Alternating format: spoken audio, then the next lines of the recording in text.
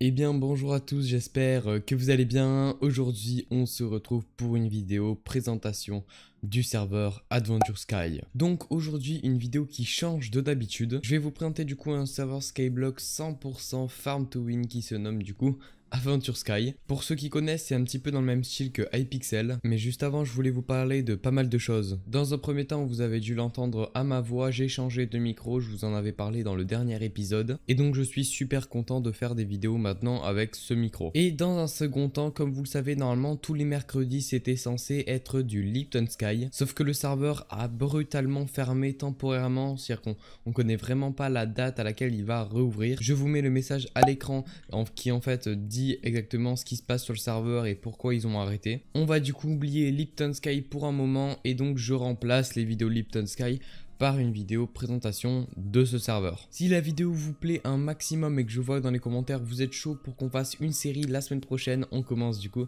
une série sur ce serveur, juste incroyable. Bon, et nous on va partir pour le découvrir ensemble, let's go. On va dans un premier temps venir au niveau du warp tuto qui explique en fait pas mal de choses sur le serveur, un petit peu toutes les fonctionnalités, voilà, il y en a pas mal. Et on va du coup se découvrir tout ça ensemble et j'espère que ça vous donnera envie d'y jouer. On commence avec du coup les prestiges. Et donc en fait c'est des trucs qu'on achète comme ceci, voilà, Sky 1, Sky 2, etc. jusqu'à Sky 10. Et donc en fait ça peut donner des avantages en jeu et des items inédits. Donc ça c'est juste nickel, ça donne un petit objectif en fait à atteindre du coup le Sky 10. On a ensuite du coup les boss. Ils sont du coup juste ici, ils sont au nombre de 5. Donc voilà, il y a le taux d'apparition du coup à peu près entre donc ceux-là par exemple 3 fois par jour, après 4 fois pour celui-là et une fois pour le Urzac. Et donc il permet d'obtenir plein d'items, d'argent et d'XP pour les métiers, donc c'est vraiment pas mal d'avantages à combattre ces boss et si on arrive à les tuer. Et maintenant du coup les zones, donc ça c'est juste incroyable. Donc en fait c'est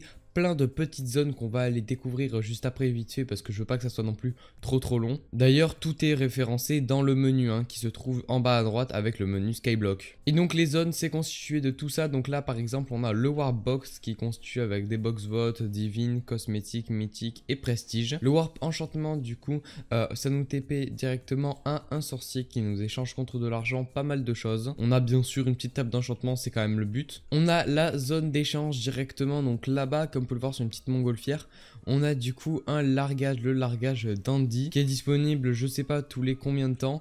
Et du coup par exemple là comme vous pouvez le voir, ça, je crois que c'est à chaque fois les mêmes loots à l'intérieur. Et voilà, je sais pas tous les combien de temps, dites-moi en commentaire si vous savez tous les combien de temps ça respawn. Et donc vous avez un petit PNJ booster, vous pouvez acheter contre de l'argent. Et donc là vous pouvez acheter par exemple un booster 1,2 fois vente pour 5000 $, et ça peut monter jusqu'à 5000 $ pour 1 x 2 pendant 30 minutes. On a le Warp Bank qui est assez classique, donc en fait juste ici on peut hop voilà sélectionner donc la banque personnelle, banque de coop, et juste ici on a l'hôtel de vente du serveur. Et donc là on se retrouve dans les zones les plus intéressantes, donc juste ici la zone farm, donc on a un petit PNJ juste ici, du cactus, du blé, on a pas mal de choses, même des animaux.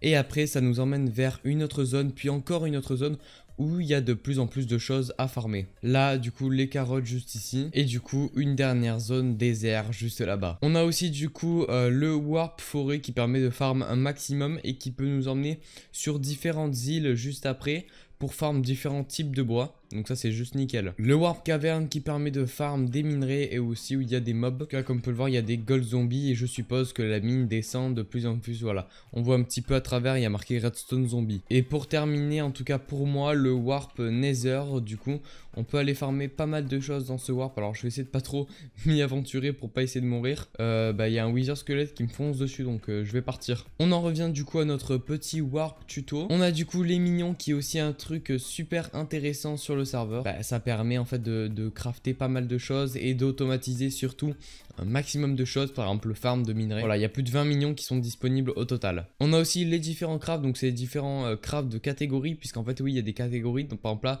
le craft pour le métier de mineur, enfin pour la catégorie mineur en tout cas, farmer, bûcheron, chasseur, pêcheur. Et donc en fait tous ces crafts on les débloque directement avec les collections. On débloque du coup une des collections là, en cassant par exemple juste ici la canne à sucre. hop, on peut voir qu'après, voilà, prochainement. Mais on peut voir que là, par exemple, on peut crafter un talisman de farming. On a du coup le système de palier, donc c'est en fait le système de métier. Et donc en fait, bah, on a une petite jauge qui va jusqu'au niveau 50 si je me trompe pas. Et on a différents trucs au fur et à mesure. Donc on a différents atouts, plus on monte notre métier. Au niveau des métiers, on a du coup tout cela. Donc c'est quand même assez varié. Maintenant, on va terminer cette vidéo en visitant un petit peu le spawn et en regardant ce qu'il y a un petit peu et découvrir surtout les builds. On a du coup juste ici le World Vote comme on l'avait découvert en début de vidéo. Ici, on a un petit peu la liste des commandes qui sont importantes sur le serveur. Donc voilà, on a un petit peu toutes les commandes qui sont importantes à retenir. On a aussi des quêtes et missions du coup que je vous avais pas présenté. On a les quêtes des NPC et les quêtes divers. Donc là les quêtes des NPC c'est je pense quand on va voir un PNJ qui nous dit d'aller quelque part tout ça. Et les quêtes divers c'est tout ce qui est voilà personnel, collective. Par exemple là personnel. On a du coup aussi un slash roulette qui permet en fait de parier l'argent. Donc c'est des nouvelles commandes hein. Et le slash faille qui permet de voler bien sûr. On va découvrir juste ici un petit slash reward. Donc c'est un petit PNJ qui va nous offrir des rewards quotidiens. Donc voilà on voit en fonction des grades qu'on peut avoir pas mal de choses jusqu'au grade du coup ultime. On va voir maintenant du coup la boutique qui se constitue pour les grades en tout cas de 5 grades du grade du coup VIP, VIP+, héros, suprême et ultime qui donne chacun plusieurs avantages. Donc voilà, qui rajoute des zones, des minions, des commandes jusqu'au grade ultime qui rajoute pas grand chose mais en tout cas qui est juste pour la beauté on va dire. On a du coup les clés donc on peut acheter par exemple là des clés divines, mythiques et cosmétiques. On termine du coup avec un maximum de spawners de tout type donc ça c'est juste nickel pour les farms. On continue du coup notre petite aventure dans le spawn. Ici on a une petite zone alors je sais pas ce que c'est. Ah, c'est des gens qui vendent des choses. Ok. Ok, donc là, on se retrouve sur les différents shops du serveur. Donc là, par exemple, on a le shop du mineur. Donc comme ceci, voilà. On peut acheter pas mal de choses. Des pioches, des minerais, vraiment tout type de choses différentes. Là, on a le shop chasseur. On a le shop fermier juste ici. De nouveau, un farmer. Du coup, là-bas, c'était un fermier. Là, c'est un farmer. Et on a le teinturier. On retrouve bien sûr tout ça à la commande slash shop. Qui nous indique en plus davantage de choses. On se retrouve juste ici avec une zone pour pêcher et un shop pêcheur. Et si on continue sur le pont, on a du coup une grotte abandonnée où on peut miner de la pierre, du charbon, du fer et même du gravier. Alors je sais pas si y a des monstres. Alors je sais pas. Donc en fait c'est les anciennes grottes, c'est les premières grottes on va dire où il n'y a pas de monstres. Voilà c'est ça. Et où on peut aller miner tranquillement sans peur de se faire tuer. Et bah du coup je reviens juste ici et on vient de faire le tour. On découvre en dernier du coup les fragments. Et donc les fragments c'est ce que je vous en avais parlé un petit peu juste avant dans la vidéo. Ça nous permet de gagner 300 du coup d'argent à chaque fragment. Et on peut faire la commande slash fragment pour voir un petit peu ce que ça nous donne.